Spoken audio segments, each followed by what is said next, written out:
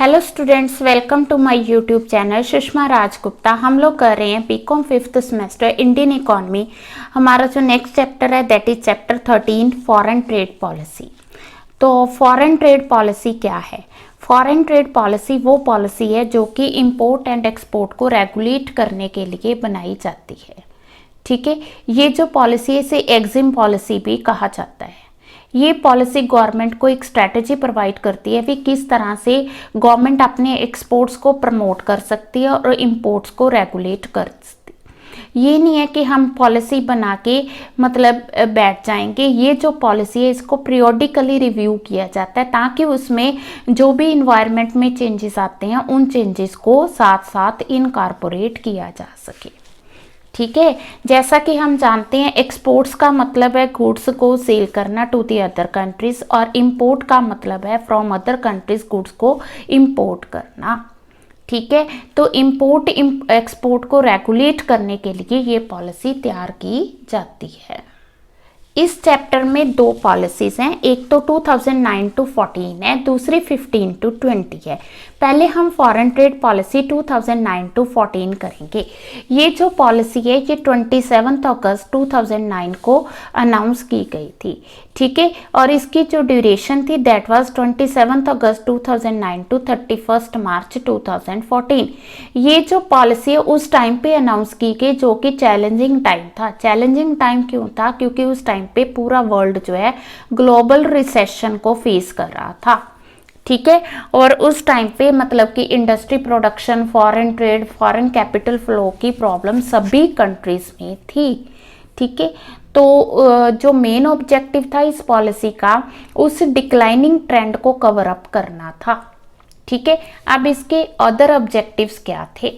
तो first, to arrest and reverse declining trend of the export. Export के declining trend को खत्म करना। ठीक है, उस टाइम पे जो एक्सपोर्ट टारगेट था दैट वाज $500 बिलियन। ठीक है, इसके अलावा जो सेक्टर्स बैडली इफेक्ट हुए हैं उन सेक्टर्स को सपोर्ट प्रोवाइड करना। ठीक है, इसके अलावा एनुअल ग्रोथ रेट 15% करना। ठीक है, then to double our export of goods, जो हमारी एक्सपोर्ट है गुड्स एंड सर्विसेज की उसको डबल करना।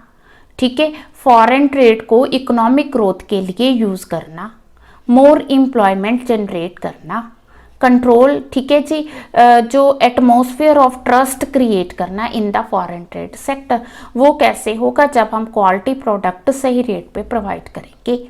इसके अलावा फॉरेन ट्रेड का जो प्रोसीजर है, फॉर्म है, डॉक्यूमेंटेशन है उसको सिंप्लीफाई करना ताकि लोगों के लिए ये मुश्किल ना लगे कि फॉरेन ट्रेड करना है तो बड़ा मुश्किल काम है। टेक्नोलॉजी को फैसिलिटेट करना और इसके अलावा एक्सपोर्ट एक्सेलेंस लेके आना, ये इस पॉलिसी का मेन ऑब्जेक्टिव था। ठीक है जी, ये main features of the policy 2009 to 14। तो सबसे पहले facility for agriculture and village industry. ठीक है, तो इसने अलग अलग सेक्टर्स के लिए अलग अलग तरह की फैसिलिटीज प्रोवाइड की। तो एग्रीकल्चर के लिए इस पॉलिसी में क्या फैसिलिटीज थी?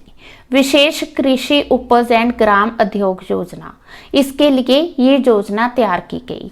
ये जो योजना तैयार की गई ये एग्रीकल्चर गुड्स के एक्सपोर्ट के लिए, फॉरेस्ट बेस्ड प्रोडक्ट और रूरल इंडस्ट्रियल प्रोडक्ट्स के लिए तैयार की गई। ठीक है, अब एग्रीकल्चर को ही ट्रांसपोर्ट करने के लिए, उसकी स्टोरेज के लिए, पैकिंग के लिए जो कैपिटल गुड्स की इंपोर्ट है उसको भी लिबरलाइज कर दिया गया। एग्रीकल्चर की हेल्प के लिए जिन कैपिटल गुड्स की ज़रूरत है उनको लिबरलाइज कर दिया गया। इसके अलावा एग्री एक्सपोर्ट जोन्स सेटअप किए गए। इंपोर्ट ऑफ एग्रीकल्चर इनपुट जो थी उसको भी लिबरलाइज कर दिया। अब एग्रीकल्चर इनपुट में क्या क्या आता है? पेस्टिसाइड, सीड, प्लांटिंग मटेरियल आता है। ठीक है, और जो हमने एग्रीकल्चर एक्सपोर्ट की लिमिट थी वो 150 करोड़ कर दी गई, वाज रिड्यूस टू 150 करोड़। ठीक है, ये तो था कि एग्रीकल्चर के लिए पॉलिसी में क्या किया गया। अब हैंडलूम और हैंडीक्राफ्ट के लिए पॉलिसी में क्या जो है फैसिलिटीज प्रोवाइड की गई। सबसे पहले मोर funds were allocated for market development assistance market assess initiative schemes. अब ये 2 स्कीम्स के लिए ज़्यादा फंड अलोकेट किए। ये 2 स्कीम्स बनाई किस लिए गई? To promote the export of handloom and handicraft. Handloom और हैंडीक्राफ्ट को के एक्सपोर्ट को प्रमोट करने के लिए जो स्कीम्स बनाई गई थी उन स्कीम्स में ज़्यादा से ज़्यादा फंड्स अलोकेट किए गए। ठीक है। Limit of designated town of export excellence, जो मतलब कि एक्सपोर्ट एक्सेलेंस के लिए जो लिमिट रखी गई थी वो 250 करोड़ से 150 करोड़ कर दी गई। ठीक है। देन मशीन एंड इक्विपमेंट जो है उसको भी कस्टम ड्यूटी से एग्जम्प्ट कर दिया गया। ठीक है।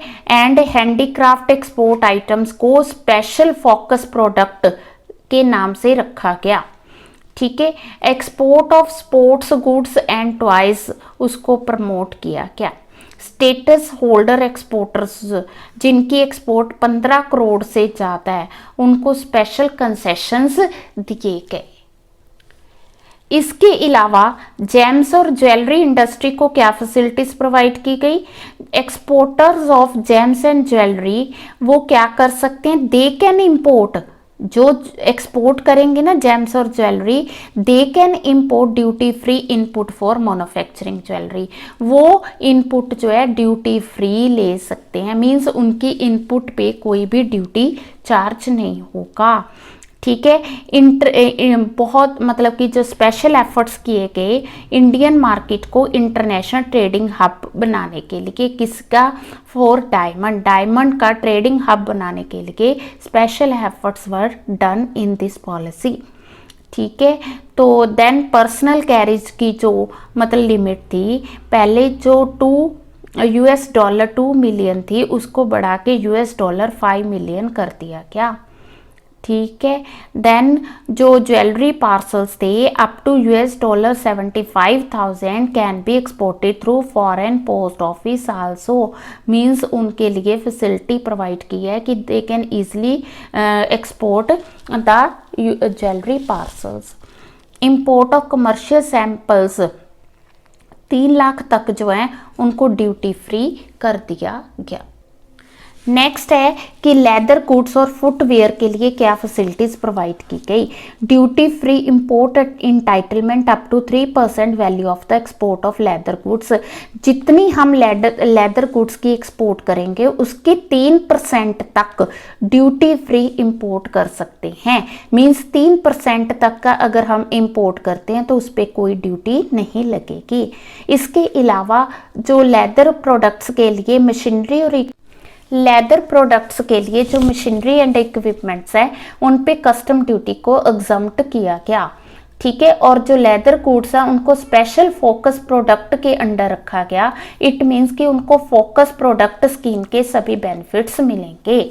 इसके अलावा जो unsold imported raw hides, skins और सेमी फिनिश लेदर्स हैं उन पे 50% एक्सपोर्ट ड्यूटी जो है होगी अगर उनको री एक्सपोर्ट किया जाएगा।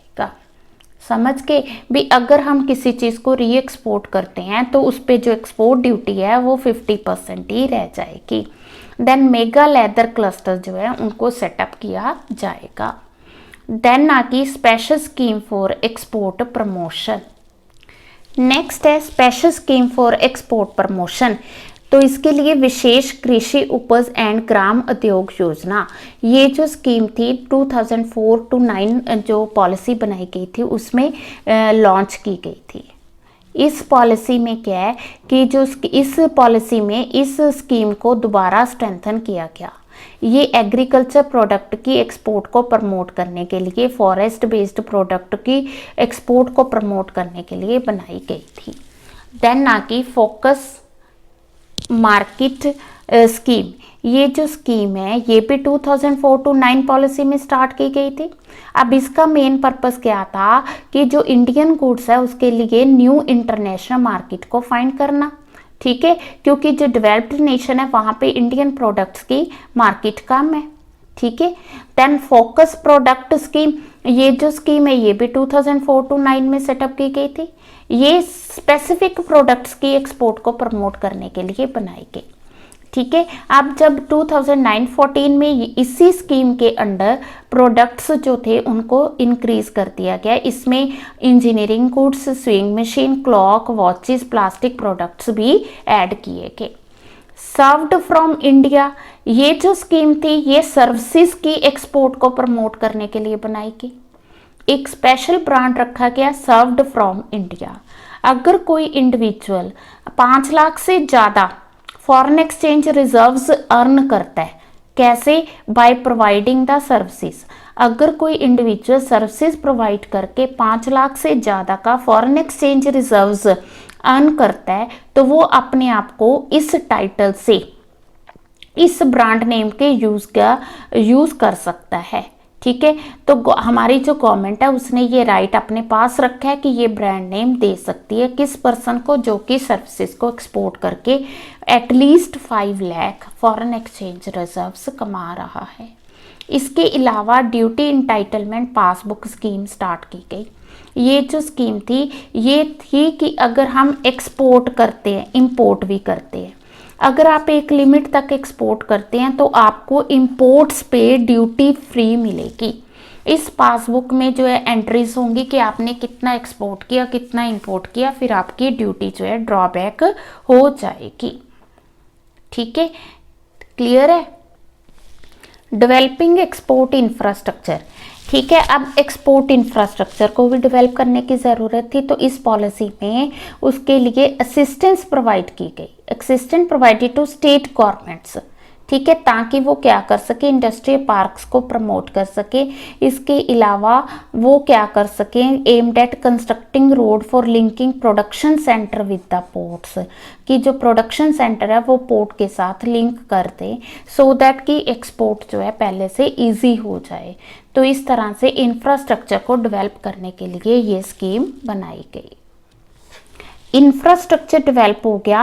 अब उसके बाद एक्सपोर्ट प्रमोशन एक्टिविटीज़ के लिए भी एक्सपोर्ट प्रमोशन एक्टिविटीज़ को फाइनेंशियल असिस्टेंस प्रोवाइड करने के लिए स्कीम बनाई गई, मार्केट एक्सेस इनिशिएटिव। ठीक है, इसमें आ गया जैसे मार्केट की स्टडी करना, सर्वे करना, ठीक है, इंटरनेशनल ट्रेड फेयर्स में पार्टिसिपेट करना, तो उसके लिए फाइनेंशियल असिस्टेंस प्रोवाइड करना, ये इस स्कीम के अंडर आ गया। ठीक है, then export house and trading house, export and trading house, ठीक है, तो उन्होंने कहा है कि कैटेगरीज बनाई गई, export house, star export house, trading house, star trading house, premier trading house. ठीक है, तो उनका देखा गया कि टोटल एक्सपोर्ट परफॉर्मेंस अगर 20 करोड़ तक है तो उसे एक्सपोर्ट हाउस का नाम दे दिया, 100 करोड़ है तो स्टार एक्सपोर्ट हाउस, 500 करोड़ है तो इस तरह से उनकी कैटेगरीज बनाई गई। ठीक है, देन आकी export promotion capital goods scheme, zero duty, तो it allows import at 0% custom duty. Means इस स्कीम के अंडर ये था कि अगर आप एक्सपोर्ट करने के लिए कैपिटल गुड्स इंपोर्ट करते हो तो आपको कोई कस्टम ड्यूटी नहीं देनी पड़ेगी। ये जो है इसके लिए आपको एक्सपोर्ट ऑब्लिगेशन 6 साल तक, 6 ईयर्स तक पूरा करना ज़रूरी था। 3% ड्यूटी, 3% था कि आपको 3% जो है कस्टम ड्यूटी एग्जम्प्ट होगी। ठीक है जी, बट इसके लिए भी एक्सपोर्ट की ऑब्लिगेशन थी। ठीक है, ये बात हो रही है जो हमारी ओल्ड एग्जिम पॉलिसी है। इसके अलावा export oriented units, electronic hardware technology parks, software technology parks, biotechnology parks भी, जिन इंस्टीट्यूशंस का मैंने नेम मेंशन किया ये क्या कर सकते हैं, they can import all type of goods including capital goods. किस लिए? For their activities. कैसे? Without payment of custom duty, यानी कि कस्टम ड्यूटी पे किए बिना ये क्या कर सकते, इन कैपिटल गुड्स को खरीद सकते हैं, capital goods plus all type of goods. ठीक है, तो दिस यूनिट सेटअप आज एक्सपोर्ट ओरिएंटेड यूनिट्स। ठीक है, अब किसी भी पार्क में वो हो सकती है। पार्क इन्होंने इनको soft technology parks, biotechnology parks, electronic hardware technology parks का नाम दिया है। हाँ जी, more facility to special economic zones. ये जो है स्पेशल इकोनॉमिक जोन सेटअप किए गए, किस लिए किए गए? एक्सपोर्ट को बूस्ट अप करने के लिए। ठीक है जी। तो इसमें जो इंफ्रास्ट्रक्चर था इंटरनेशनल क्वालिटी का सेटअप किया जाता था। ठीक है। अब इनको फ़ायदा क्या था? स्पेशल इकोनॉमिक जोन्स जो थे उनको इनकम टैक्स कंसेशन दिया जाता था, कस्टम से एग्जम्पशन दिया जाता था, एक्साइज ड्यूटी से एग्जम्पशन क्यों दिया जाता था? ताकि वो एक्सपोर्ट को प्रमोट कर सके। Strengthen free trade and warehousing zones. ठीक है, 2004-9 पॉलिसी में इनको सेटअप किया गया था। क्यों किया गया था? ताकि इंडिया को ग्लोबल ट्रेडिंग सेंटर बनाया जा सके। ठीक है। तो each zone have a minimum, इनका जो आउटले है वो 100 करोड़ होना चाहिए, जिसको भी हमने फ्री ट्रेड FTWZ के अंडर लेना है। एक तो उसका आउटले 100 करोड़, दूसरा उसका built up area 5 lakh square metre होना चाहिए। ठीक है। अगर ये कंडीशन पूरी होती है देन ये जो जोन्स हैं वे अपना इंपोर्ट और एक्सपोर्ट फ्रीली कर सकते हैं। ठीक है जी, मीन्स इनको फिर कोई रेस्ट्रिक्शन। इसके अलावा जो प्रोसीजरल सिंप्लीफिकेशन, प्रोसीजरल में आ गया कि उनका जो रिटर्न्स है, फॉर्म्स है, उसको सिंप्लीफाई किया गया। दूसरा, उनकी जो ग्रीवियंसेस है, रिड्रेसल ऑफ ग्रीवियंसेस है, उसको स्पीडी किया गया। तीसरा, उनका जो एक्सपोर्ट कार्गो का फिजिकल एग्जामिनेशन था, ठीक है, उसको रिड्यूस किया गया क्योंकि उस पर डिले बहुत होता था। Online verification of documents start कर दी गई। एक्सपोर्ट इंपोर्ट कोड नंबर लेने के लिए जो फीस थी उसको भी कम कर दिया गया। तो इस तरह से आयात निर्यात फॉर्म जो है एक सिंगल फॉर्म, एक कॉमन फॉर्म सेटअप किया गया, बजाय कि बहुत ज़्यादा फॉर्म्स के एक कॉमन फॉर्म आयात निर्यात फॉर्म सेटअप किया गया। तो कहने का मतलब ये है कि गवर्नमेंट ने प्रोसीजर भी बहुत ज़्यादा सिंप्लीफाई कर दिया। ठीक है। अब हम अगर इसकी इवैल्यूएशन करें तो क्या मतलब कि क्या इसके पॉजिटिव और नेगेटिव इम्पैक्ट है? सबसे पहले तो ये कॉम्प्रीहेंसिव है। कॉम्प्रीहेंसिव क्यों है? क्योंकि ये सारे सेक्टर्स को कवर कर रही है, agriculture, handicraft, service, marine sector को। दूसरा, इस पॉलिसी के दौरान फॉरेन ट्रेड में काफ़ी इंक्रीज हुआ है। ठीक है जी। तो ये पॉजिटिव पॉइंट्स हो गए, एक तो कॉम्प्रीहेंसिव होगी, दूसरा ये मतलब फॉरेन ट्रेड को इसने इंक्रीज किया। तीसरा, इसने मर्केंटाइज्ड एक्सपोर्ट ट्रेड के शेयर को भी राइज कर दिया। तो इससे पहले इंडिया का 27वां रैंक था, वो 19वां हो गया। Increase export of services, services में मतलब कि काफ़ी इंक्रीज किया, इंडिया का रैंक जो है 8वां हो गया। स्पेशल इकोनॉमिक जोन्स को इसने स्ट्रेंथन किया। ठीक है। तो यूनिट्स जो थी स्पेशल इकोनॉमिक जोन्स की वो 4,94,077 करोड़ की उनकी एक्सपोर्ट्स थी।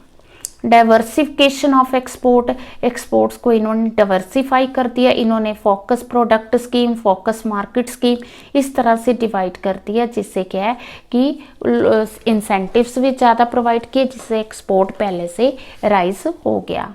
Stress on developing export infrastructure, जैसा हमने पहले किया था कि इंफ्रास्ट्रक्चर में आ गया, जैसे पोर्ट्स बनाने, कंटेनर फ्रेट सिस्टम सेटअप किया, तो इस तरह से इन्होंने इंफ्रास्ट्रक्चर को डेवलप किया। अभी हमने किया प्रोसीजर को सिंप्लीफाई। ठीक है ना, हम लास्ट पॉइंट था कि इन्होंने प्रोसीजर को भी सिंप्लीफाई कर दिया। ठीक है। जो एक्सपोर्ट एक्सेलेंस करते थे उनको जो है एडवांटेज दिए। माइक्रो और स्मॉल यूनिट्स को भी प्रमोट करने में हेल्प की। तो इस तरह से ये जो पॉलिसी थी वो काफ़ी सक्सेसफुल रही। ठीक है जी। तो ये मैंने पॉलिसी एक करवा दी आपको 2009-14। नेक्स्ट जो पॉलिसी है 2015-20 हम नेक्स्ट वीडियो में करेंगे। वीडियो अच्छी लगी वीडियो को लाइक, चैनल को अभी तक नहीं सब्सक्राइब किया तो ज़रूर सब्सक्राइब करें। ठीक है जी, और ज़्यादा से ज़्यादा शेयर करें। Thank you.